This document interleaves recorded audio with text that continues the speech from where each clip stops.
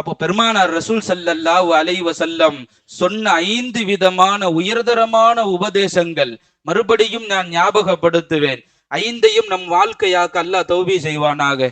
1, அல்லாஹ் எதையெல்லாம் நமக்கு தடுத்திருக்கிறானோ, ஹராமாக்கிறானோ, அதை அறவே விட்டு விடுவது. அல்லாஹ் தௌபீக் செய்வானாக. அல்லாஹ் நமக்கு எதை கொடுத்திருக்கிறானோ அதில் மன நிறைவு கொள்ளுவது. அல்லாஹ் தௌபீக் செய்வானாக. அண்டை வீட்டுக்காரர்களிடத்தில் அழகிய முறையில் நடந்து கொள்ளுவது, அதையும் அல்லாஹ் கபூல் செய்வானாக. அடுத்து சொன்னார்கள் 4தாக, உனக்கு விரும்புவதையே உன்னுடைய முஸ்லிமான சகோதரருக்கும் விரும்பு என்றார்கள் பெருமானார் ரசூல் ஸல்லல்லாஹு அலைஹி வஸல்லம். அல்லாஹ் அப்படி நடக்க அல்லாஹ் தௌபீக் செய்வானாக. அதிகமாக சிரிக்காதே, அது உன் இதயத்தை மரணிக்க செய்துவிடும், உன் உள்ளத்தை அது மௌத்தாக்கி விடும் என்கிறார்கள் பெருமானார் ரசூல் ஸல்லல்லாஹு அலைஹி வஸல்லம்.